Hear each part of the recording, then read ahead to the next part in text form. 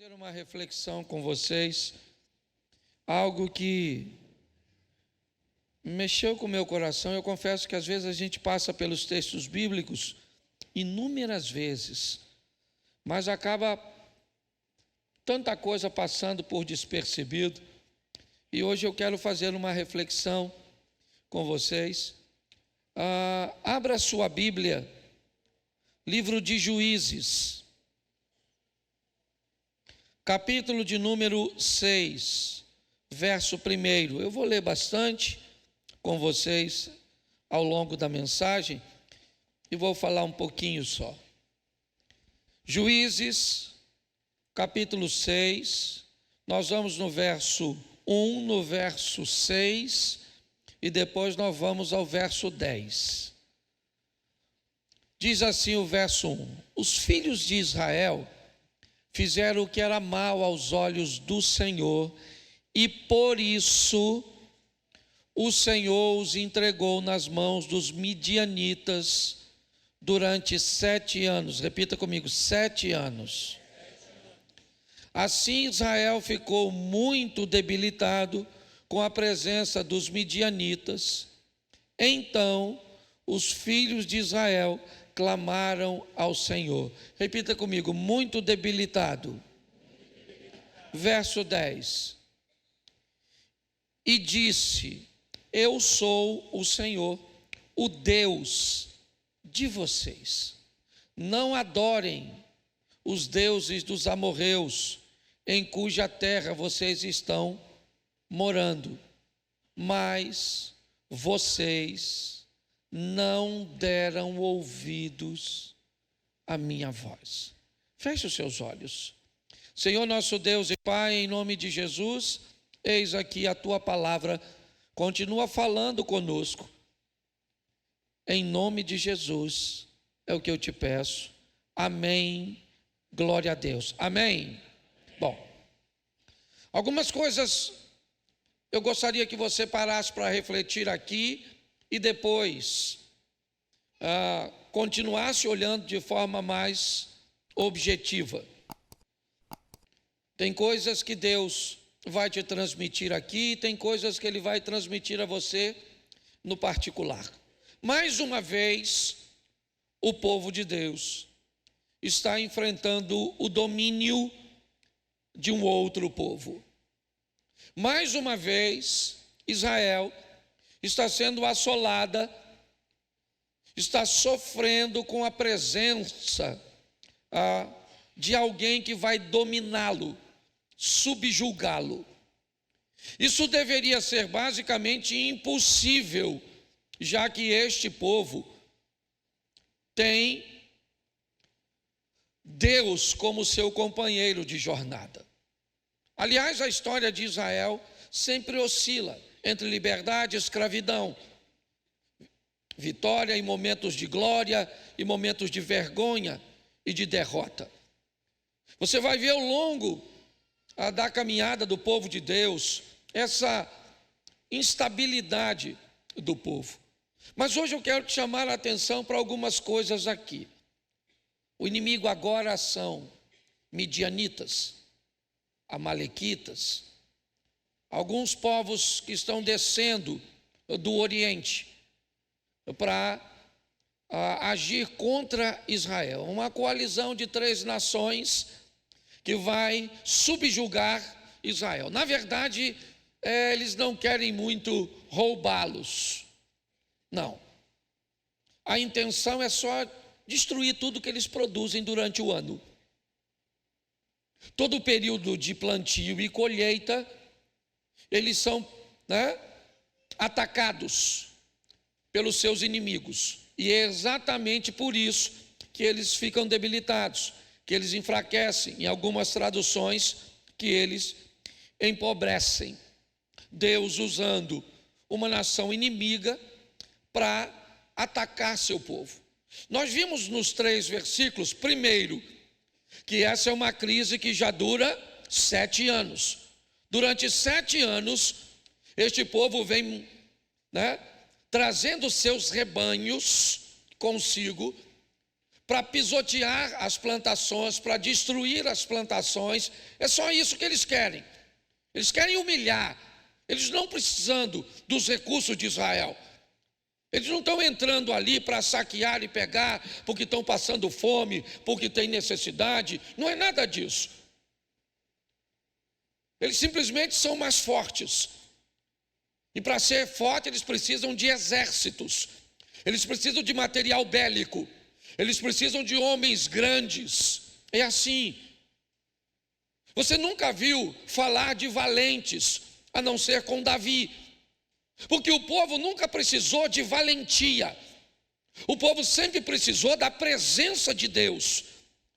Porque quando Deus estava presente e o povo fazia a sua parte, não interessa o tamanho do inimigo, o povo ia vencer, porque a vitória era garantida por Deus. As outras nações não. Eles precisam de carro, cavalos, cavalheiros. É assim. Israel nunca necessitou de fato de tudo isso. Porque ele era capaz de vencer com trabalho, com dedicação, mas principalmente o que fazia Israel vencer era algo chamado santidade. Quando Israel resolvia viver e trilhar um caminho correto, obedecendo às leis de Deus, já era. Inevitavelmente, eles venciam, mas todas as vezes que Israel se rebelava, Deus é pai. Então Deus utiliza de um sistema de correção, de disciplina. E o que ele fazia? Usava as nações poderosas para fazer isso. 7 anos é o que nós vimos. Durante 7 anos, obviamente, que o povo empobreceu e enfraqueceu em todas as áreas. Todas as áreas do povo de Deus foram afetadas com empobrecimento, com enfraquecimento, com perda de fé, com a autoestima lá embaixo, com a autoimagem lá embaixo. O povo está vivendo um momento muito difícil já durante 7 anos, como vimos. Mas o motivo está no verso 10. Esse povo resolveu adorar outro Deus. Este povo resolveu ter medo de Baal. Essa é a grande verdade. O povo já está em dúvida, porque este povo adora um Deus pagão, que durante 7 anos manda invadir a terra do povo de Deus, tendo êxito. O povo começa a achar se na verdade quem é Deus de fato não é Baal. Então eles começam a ter medo de Baal. Eles têm agora um altar para adorar Baal no meio do povo de Deus. É isso. Eu não sei se você parou para pensar ou notou, mas desde o começo deste culto, a palavra medo, ela permeou esse culto inteiro. Certo? Por que as pessoas não dizimam? Porque tem medo do dinheiro não sobrar. Certo? O medo é algo que está muito latente na nossa vida. Esse povo está com medo e ele tem razão. São 7 anos de fracasso, 7 anos de vergonha, 7 anos de humilhação. Então este povo tem todo o direito de estar amedrontado, de achar que aquele Deus lá é maior que o Deus que está aqui. Então está certo. Só que o povo, mesmo com medo, ele ainda tem uma coisa a seu favor: a oração. Então, mesmo amedrontado, inseguro, esse povo vai falar com Deus, clamar ao Senhor, que eles não estão aguentando mais. Eles não estão aguentando mais. E aí então, o Senhor vai selecionar um camarada, um indivíduo dentre este povo, para fazer com que esse indivíduo lidere uma revolta. Vai ser difícil de achar o indivíduo, porque a turma está todo mundo para baixo. Mas é nesse momento que aparece um indivíduo. Seu nome? Como é que é o nome dele? Me ajude aí. Gideão. Gideão é um indivíduo que vai ser selecionado para liderar uma revolta. E ele aparece aqui, ó, verso 11. Então o anjo do Senhor veio e sentou-se debaixo do carvalho que está em Ofra, que pertencia a Joás, da família de Abiezer. Gideão, filho de Joás, estava malhando o trigo repita comigo, malhando o trigo no lagar. De novo, malhando o trigo no lagar. Isso. Quando você tiver a oportunidade de ir a Israel, na Village, ou Nazaré Village, é uma vilazinha que ela remonta a estrutura da época de Jesus. Então você vai passar lá, você vai ver um indivíduo malhando o trigo, e você vai passar por um lagar durante o percurso, e você vai ver que o lagar é uma estrutura que foi criada para beneficiar a uva, certo? E o trigo foi estabelecido, né, para que comece a beneficiá-lo, era numa eira, num ambiente igual café, a turma do interior, né? Aquele espaço grande, onde joga a palha para cima, joga tudo para cima, o vento leva a palha e fica o grão. Era mais ou menos assim, a grosso modo. Ou seja, se tem um lugar que não dava para malhar o trigo, era no lagar. O lagar não tinha tamanho apropriado, ele não era plano, ele precisava ser desnivelado, porque quando a uva fosse amassada, o que acontecia? O sumo precisava correr para o ambiente. Então ele ia para um lado, né, mais baixo, para ali ser captado por um dreno. Pastor, o que você está querendo dizer? Eu estou querendo dizer que Deus está escolhendo um camarada que aprende a trabalhar com o que tem. Entendeu? O lagar não é o adequado, mas é o que ele tem. Gideão vai ser escolhido por Deus, primeiro por sua resistência. Depois de 7 anos, o cara ainda está lá. Pode notar.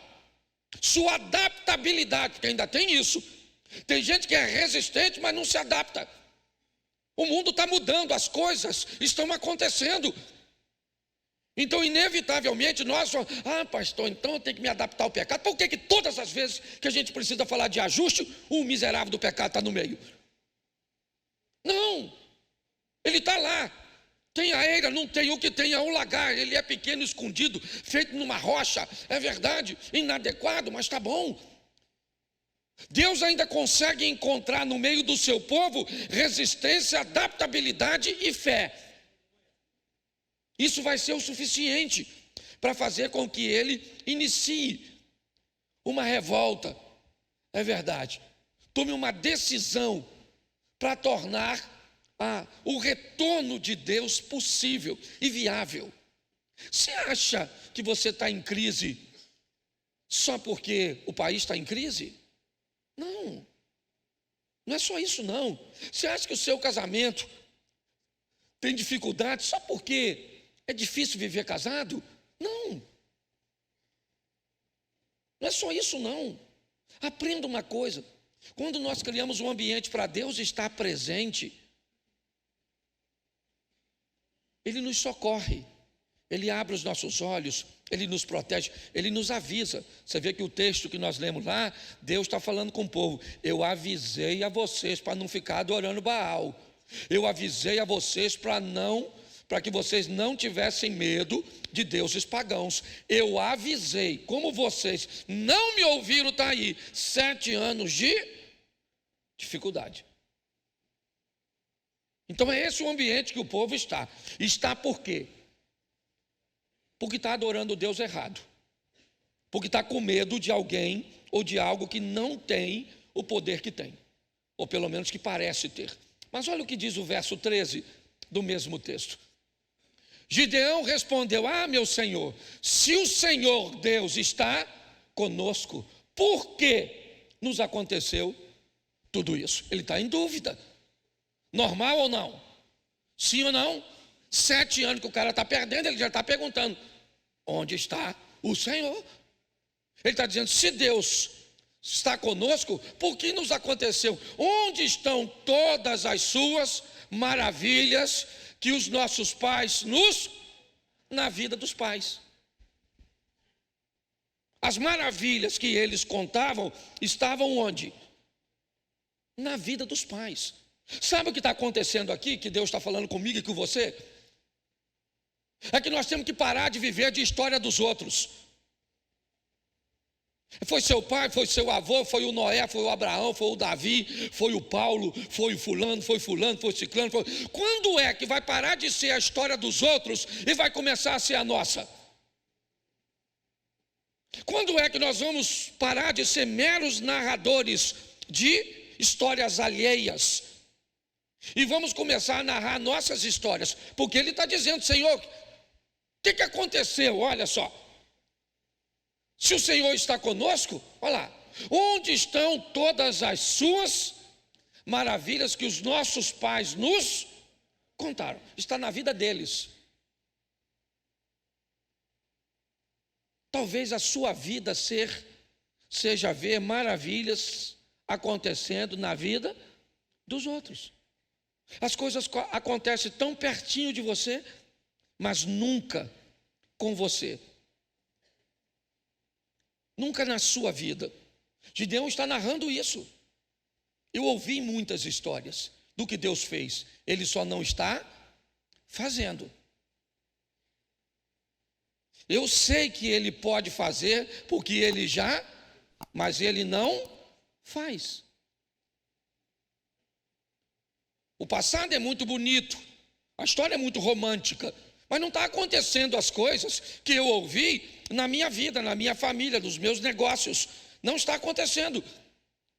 Ele está dizendo: eu estou resistindo isso, eu me adaptei para malhar o trigo no lagar, eu ainda tenho um pouco de fé, mas posso falar francamente, Senhor, onde o Senhor está?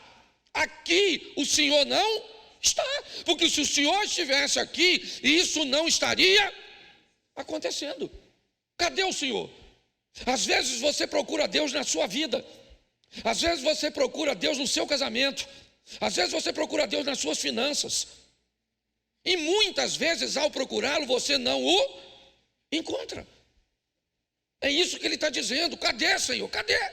Cadê os Deus que abre mar? Cadê o Deus, né, de Josué? Cadê? Isso só virou histórias do nosso passado.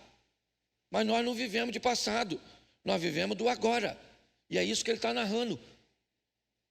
Ele vai ter que aprender que a história dos outros é bonitinha, mas não sustenta a nossa caminhada. O que sustenta a nossa caminhada são as nossas histórias com Deus. Pare de viver narrando a história dos outros e comece a viver narrando as suas. É possível acontecer isso. Mas o anjo está chamando ele. Chama Gideão. Depois você lê, que eu não sou obrigado a ler tudo. Homem valente. Ele está desanimado. Ele falou: estou malhando o trigo no lagar aqui, a chapa está quente, o negócio está difícil, certo? Mas o anjo, é engraçado porque olha só o que o anjo falou com ele no verso 14. Então o Senhor, né, o anjo virou para Gideão e disse o quê? Vai nessa que você e livre Israel das mãos. Não é verdade que estou enviando você? Deixa eu falar uma coisa para você, eu não sei o que te sobrou, mas Deus está dizendo para Gideão: Gideão, meu filho, fala o seguinte, vai com o que tu tem. Sobrou foi esse fosquinha? Começa com ele. Sobrou foi o quê? Foi só esse dinheirinho? Sobrou foi só isso. Pega o que você tem e vai embora. Bora, Gideão, vai nessa tua força, só o que sobrou. Pega o restante que sobrou. Você ainda está na igreja, você ainda tem força para vir aqui, você ainda tem força para dar um gloriazinho, para cantar, você ainda tem força para dar uma oferta, você ainda está vivo, você ainda tem força. Então pega o que você tem e crie uma revolta a partir disso. É isso que o anjo está conversando com ele. E olha que o anjo, tem hora que fala até que é o Senhor. E o Gideão está discutindo com o anjo, explicando o anjo. Ô anjo, eu vou falar com o senhor, a chapa está quente aqui, o senhor está lá. Mas eu é que estou aqui. E o anjo está falando com ele. Mas olha o verso 15. Gideão respondeu. Respondeu para quem? Que está falando com ele.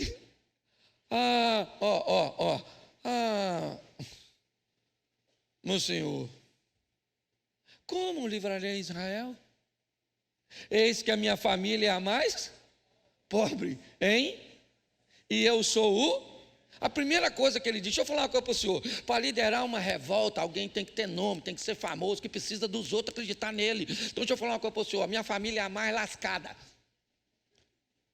A situação está feia aqui, mas lá em casa está pior. A minha família é a mais pobre. Ele está dizendo, eu não tenho um nome. Eu não tenho nome. Você está entendendo? As pessoas não vão acreditar em mim. A minha família não tem um pedigree. Sabe? Não tem. É isso que ele está conversando. E ele está tentando explicar tudo isso para quem? Para o anjo. Olha só, o anjo vem trazendo dos céus recursos de Deus. E o Gideão está falando, seu anjo, eu vou falar com você, não vai rolar. Você está entendendo? O negócio está feio, aconteceu no passado. O anjo falou, pega a sua força e vai. Ele falou, que força? O negócio está difícil.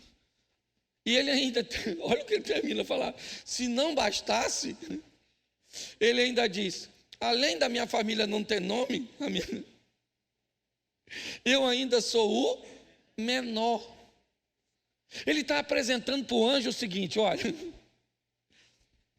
Deus foi embora, minha família é a mais pobre, e lá de casa eu sou o menor. O que ele está dizendo? Que ele não tem recursos. Ele está tentando apresentar uma justificativa, certo? De que não vai acontecer, não vai acontecer.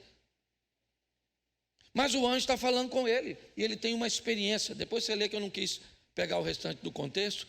Mas ele está conversando, o anjo tentando explicar, ele vai na tua força, ele diz, mas ela é pouco, mas a minha casa é a pequena, é a menor, eu sou o menor na minha casa. E o anjo, você sabe que ele ficou meio animadinho? O anjo falou, rapaz, vai embora, vai começar por você. Você acredita que Deus pode fazer alguma coisa através de você? Pelo número de pessoas. Porque tem hora que você olha e diz, pastor, não vai fazer nada, pastor. Aliás, eu não estou nem afim que faça mais, já demorou tanto. De vez em quando você está assim.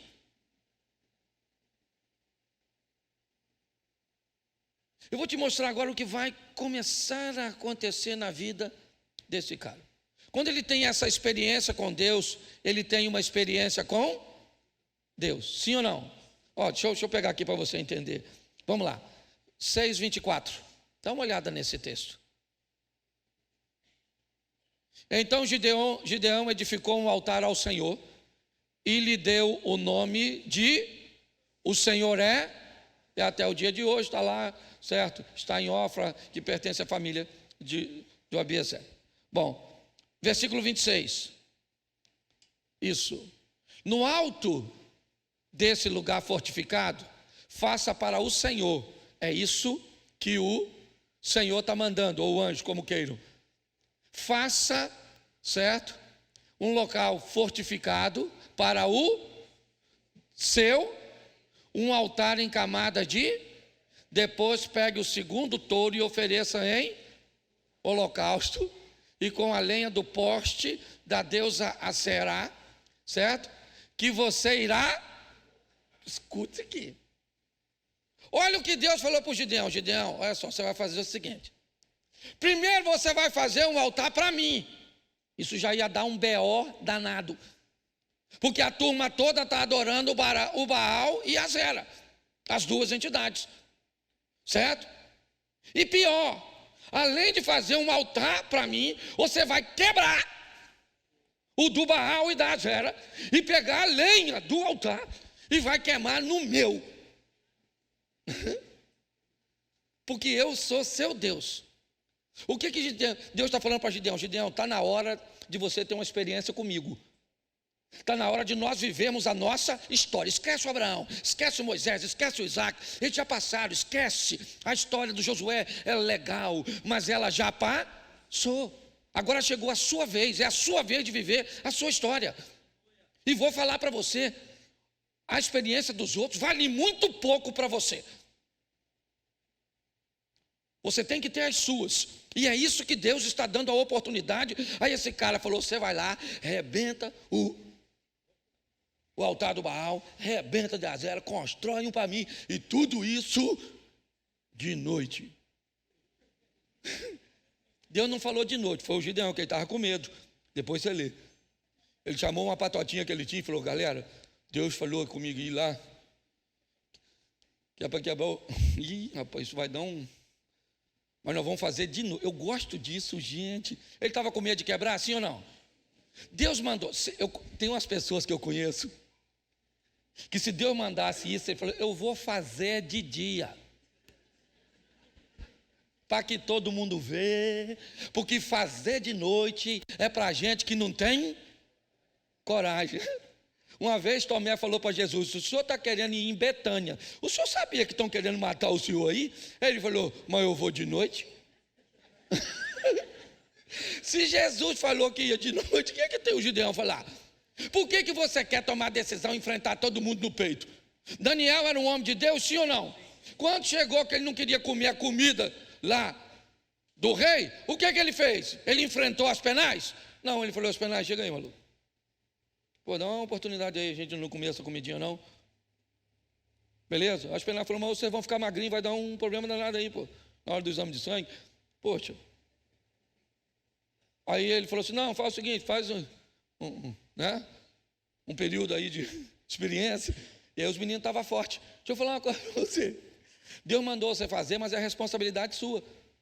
Decidir como vai fazer. Para que esse negócio de você tem fé, talvez você está se lascando por causa disso. Tem uns troços que você tem que fazer com estratégia. Ele chamou a turma e falou, ó, o Deus falou para me arrebentar o altar lá do Baal. E de Azera, fazer um para ele, e amanhã de manhã, quando o pessoal acordar, cadê o altar dos deuses?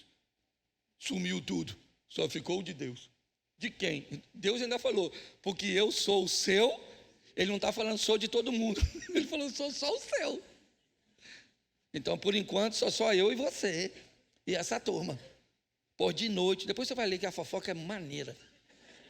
Eu estou só botando você assim, aguçando. Ele vai lá, olha, verso 27, já lemos? Vamos lá. Então Gideão levou os 10 homens dos seus servos e fez como o Senhor lhe havia, mas porque teve da casa do seu e dos homens daquela cidade, não fez, mas ele estava andando com Deus. Deus era o Deus dele, mas ele tinha o medo que o paralisava ou que ele conseguia controlar? Que ele conseguia? Então, por favor, seja gente. Tem hora que vai dar medo. Tem medo de casar? Tenha medo de casar. É normal. Entendeu? Tem medo, tem medo. Medo é um negócio saudável. Certo? Ele estava com medo, chamou a turma dele lá e foi de noite. Sim ou não? Sim ou não? Pois é, quebrou tudo, fez tudo. E aí, amanheceu. Quantos homens ele tem andando com ele? Isso. Dá para vencer Midianita? Não, mas pelo menos ele já tem uns 10 caras. Tem gente que não tem ninguém. Lá na rede social, você tem 10 seguidores. Você já está maneiro. Se tem mais, já está no lucro. Está com mais do que Gideão. Você consegue entender? Está lá. Agora ele quebra. Mas quando ele quebrou, que amanheceu, aí... olha o que aconteceu. Verso de número, vou ler a partir do 28. Isso, dá para. De madrugada, quando os homens daquela cidade se levantaram, eis que o altar de Baal estava, e o poste da deusa Azera que estava junto dele, cortado, certo? E o referido segundo touro tinha sido oferecido no altar, que tinha sido Mas até o momento ninguém sabe quem fez. O pessoal só está escandalizado. Cadê o altar de Baal? Cadê o poste de Azera? Cadê o touro? Lascou-se tudo. Vamos lá, olha. Pão 29, santo varão. E diziam uns aos outros, ó a fofoca, quem fez isso, gente? Certo? E aí, o chefe dos fofoqueiros diz o quê? Quem fez isso foi filho de... Aí pronto. Pronto. Agora o bicho pegou. Já estão sabendo que o tal do Gideão resolveu quebrar as paradas tudo. E servir a um só, romper com os vínculos, viver uma vida diferente. Você está entendendo? E ele resolveu isso e não falou porque quem mandou ele fazer foi. Então, quando Deus mandar você fazer algo, não espere ser ovacionado pelos outros. Às vezes você começa a fazer e ninguém vai entender. Pare de achar que quando você começa a fazer, todo mundo tem que dizer glória a Deus. Verso 30. Então os homens daquela cidade disseram a Joás: traga o seu filho para fora, para que seja, pois derrubou o altar cortou o poste da deusa que estava junto. Agora o pai desse cara vai mostrar o que é pai. Macho. Foram na casa dele, pensa, lá na comunidade. O menino dele foi enquadrado. Não, não. Bateram na porta do pai do garoto. Falou: traz esse humilhante para fora, que hoje vai para o saco. Vai morrer. Só estou atualizando uma linguagem carioca. Certo? Sim ou não? Olha o pai dele, olha o pai dele, olha o pai dele, olha o pai dele. Verso 31. Porém, Joás, o pai dele, disse o quê? Disse a todos que se puseram contra ele: vocês querem defender a causa do Baal? Vocês querem livrá-lo? Quem defender a causa dele será morto ainda essa manhã. Se ele é Deus, que defenda a si mesmo. Afinal, derrubaram o seu altar. Ele nem falou que foi o filho dele, falou que ele derrubou. Não falou que foi o menino dele. Olha o que ele falou. Ele falou: cara, presta atenção, o altar é de quem? Não, é de Deus, sim ou não? Se alguém foi lá e derrubou o altar de Deus, Deus é que se defenda. Porque se eu estou aqui para defender Deus, ele não é Deus, quem é Deus sou eu, um Deus que precisa da minha defesa. E ele já falou logo: se alguém se meter com o meu menino, certo? Só porque alguém derrubou o altar, vai se ver. Eu gosto desse pai que sai na defesa do seu filho, colocando agora Baal no seu devido isso. É só isso que está acontecendo. Por quê? Porque se eu voltar lá atrás para você, o motivo pelo qual Israel está enfrentando tudo isso é porque está adorando e temendo outro Deus, sim ou não? Então Deus vai fazer tudo o que vai fazer aqui só para uma coisa: para esse povo parar de ter medo de outro Deus, parar de servir a outro Deus e se prostrar e adorar somente a Ele, certo? E a lei do Moisés, o decálogo lá, somente um Deus, e é isso que ele está fazendo. Então ele agora, olha como é que as coisas acontecem. Agora ele derrubou o poste, sim ou não? Ele derrubou o altar de Baal, sim ou não? Ele queimou o touro lá que se lascou, sim ou não? E agora, que beleza, quantos homens ele tem para segui-lo? Ele agora faz uma convocação. Capítulo 7, verso 3. Olha quantas pessoas aparecem. Vamos lá, irmão. Isso. Só lê a partir de baixo ali, ó. Então, 22.000 homens e 10 mil. Então, quantos homens estavam com ele? Quantos homens estavam com ele? Faz a multiplicação da ciência exata. Quantos? Até Pedro já respondeu. 32? Sim ou não? O cara agora está pop. Parece até Bolsonaro nessas caminhadas dele. Pop. Gideão, Gideão. Agora não é mais Gideão, é Jerubaal. Botaram um apelido nele. É? A filha falava de apelido, gente, perdoa. Eu mexi no culto agora. Eu lembrei de um negócio que eu ri demais da conta. Deixa quieto. Deixa quieto. Deixa o culto acabar, depois que acabar eu conto. Mas escute só, estou brincando. 32 mil homens, sim ou não?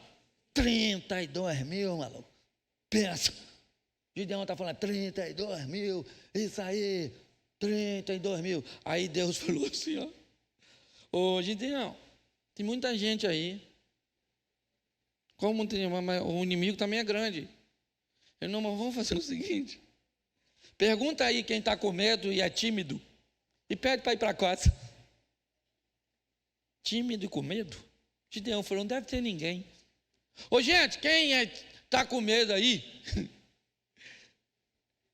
e é tímido, pode ir embora. 22 mil. 22 mil homens indo para casa. O Gideão olhando. Desespero isso aí, mano. 22 mil indo. Ele também devia estar com medo. Falei, será que eu posso ir? Não, porque é verdade, eu falo isso. Porque nós não podemos nos dar o luxo de ter medo. Nós não podemos dar o luxo de desistir. É ou não é? Nós temos que continuar aqui cantando, pregando, servindo. Tem uma turma aí que vai lá, dá um rolê no mundo, pega umas piriguetes, toma umas cachaças, fuma um bagulho. E nós está aqui, poderoso Deus, poderoso Deus. Aí eles vêm de novo. Aí nós. Será que Deus vai aceitar? Porque eu não fui. Eu estava até a fim de ir, mas não fui. Porque alguém tem que ficar, meu irmão, e esse alguém somos nós. Nós vamos ficar adorando, nós vamos ficar clamando, nós vamos ficar servindo, vamos ficar trabalhando. Alguém tem que ficar nesse negócio. Não é? Então, 22 mil indo embora.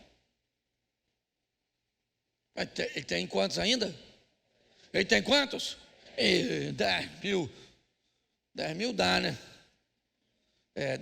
O bom era 32, mas dá para ir, né? Deus falou, Gideão, tem muita gente aí, irmão. Tem muita gente aí, né? Muita gente aí. Sabe o que vai acontecer, Gideão? Esse povo, quando ganhar, porque eu já disse que vocês vão vencer. Se eu disse que vocês vão vencer, vocês vão vencer. Agora, a importância é quem é que vai ganhar o crédito dessa. O que eu estou querendo mostrar para todo mundo é que eu sou o Deus de vocês. Então não vai muita gente, não. Vai lá, leva a turma para beber água. Quem conseguir fazer as duas coisas ao mesmo tempo, beber água e ser vigilante, você separa. Quem baixar assim para beber água sem olhar sabe, não vigiar, você separa. Aí ele falou, vamos beber água, gente. Aí 300 indivíduos pegou a mão assim, ó, e trouxe na boca. E os outros, 9.700, baixou. Gideão falou, só 300 que baixou. Pegou, agora eu me dei bem, pelo menos eu vou só, da outra vez foi 22 mil, agora só 300. Deus falou, ô Gideão, manda os 9.700 embora. Gideão deve ter falado, aí é suicídio. O que esses homens estão passando por Gideão? Todos viram Gideão derrubar o poste, construir o altar. Todo mundo sabe que é ele agora, sim ou não? Sim ou não? Estiveram com ele, sim ou não? Sabe que ele vai enfrentar os midianitas, sim ou não? Mas para onde eles foram? Os 22 mil? Para a sua casa. O que vocês estão fazendo em casa? A mulher, os filhos, os idosos? Não. Deus falou lá com o Gideão para mandar quem estava com medo. Eu estava. E eu vim. Tá bom? Agora, ainda faltavam mais alguns lares. 9.700 homens voltam. Sobra 300 homens para Gideão. E Deus disse, é com esses 300 homens que eu vou trazer de volta o meu nome para esse povo. Todo mundo vai saber que eu sou Deus. E que eu não preciso, porque preste atenção, eles não têm armas. Certo? Eles vão pelejar, mas eles não têm armas. Gideão dá uma instrução para eles: vocês levem uma tocha, uma trombeta e um vaso vazio. É só isso.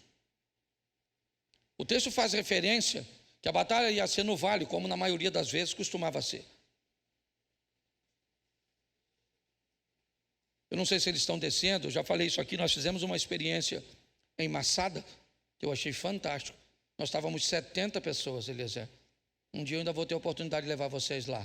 70 pessoas em Massada, a fortaleza construída por Herodes, né, para se proteger de uma revolta. E aí, Damião, que era o guia, ele já tinha feito comigo isso outras vezes, e eu pedi que os 70 gritassem de cima para baixo, ali, em cima da fortaleza. E nós, no 3, todos nós gritamos. Eu vou falar para vocês, 70 pessoas gritaram. Aparentemente, umas 500, 700 ou até 1000 pessoas estavam gritando. Nós gritamos por alguns instantes e paramos. Então o eco foi sendo distribuído por aquela planície. É impressionante. Talvez isso explique por que eles achavam que tinham tanta gente por causa desse efeito. Mas são apenas 300 homens que sobraram para Gideão. Gideão divide esses homens: trombeta, tocha e um vaso vazio. E é assim que eles vão à guerra. Cercam esses homens, esses povos, por 3 direções. Gideão disse: assim que a trombeta tocar, todos toquem a trombeta, todos quebrem os vasos e segurem suas tochas.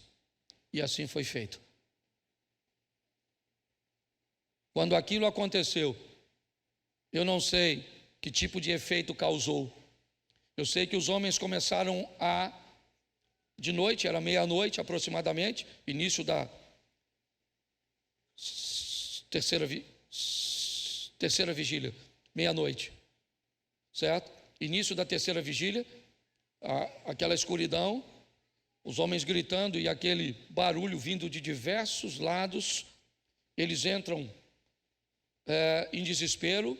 Alguns guerreiam contra si, ali mesmo. Eram povos diferentes, não eram amigos, na verdade. Fizeram uma coalizão apenas para invadir Israel. Não tinha amizade. Não existe amizade entre os maus. Os maus não têm aliados. Assim que eles vencem os bons, eles lutam entre si. É assim que funciona. Então cada um estava de olho, era na partilha dos despojos. Mas nesse momento, o que acontece? Eles começam a guerrear. Começam a fugir dos 300. Agora sim. Agora, Gideão manda chamar todos. Os homens agora estão em fuga. A tribo de Efraim chega a reclamar e dizer: poxa, você vai numa batalha dessa e não nos chama para fazermos parte de tudo isso? O que indica que eles queriam a glória da vitória. E Deus está dizendo para eles, para mim e para você: você quer vencer? Não coloque ninguém no lugar que só cabe Ele. Ele é o todo-poderoso da sua vida. Eu não sei o que você está enfrentando ou o que você vai enfrentar. Quando acontece isso, o que nós vemos é aquele pequeno grupo, é verdade, vencendo ou liderando uma vitória. Eles perseguem, pegue 2 dos reis, Oreb e Zebe, os 2 príncipes daquelas nações. Eles são mortos. E boa parte daquele povo que fugiu para levar uma mensagem a todos os vizinhos de Israel: Deus está de volta no meio do seu povo. O Deus que abriu o mar está de volta, o Deus que abriu o Jordão está de volta, o Deus que deu vitória a Jericó está de volta. É importante nós entendermos isso. A glória que Deus quer derramar na nossa vida é para que o nome dele seja glorificado através da nossa igreja, da nossa empresa, certo? Do nosso ministério. É isso.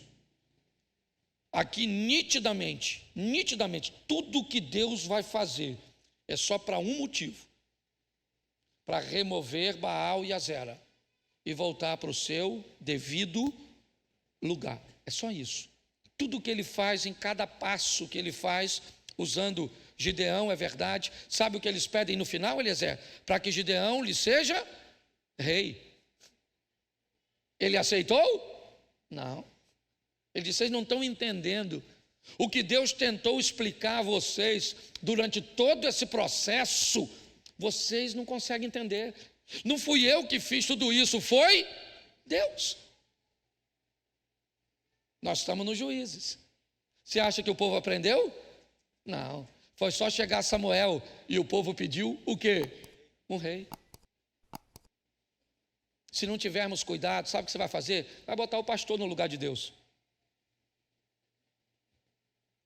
E pior, tem uns que gostam, que se sentem. Certo? Se você não abrir o olho, você coloca o dinheiro no lugar de Deus. Você coloca o emprego no lugar de Deus. Você coloca seus filhos no lugar de Deus. Essa é a grande verdade, com a sutileza que só Satanás sabe fazer, sem que nós sejamos capazes. Então Deus deixa bem claro, Davi quebrou a cara por causa disso.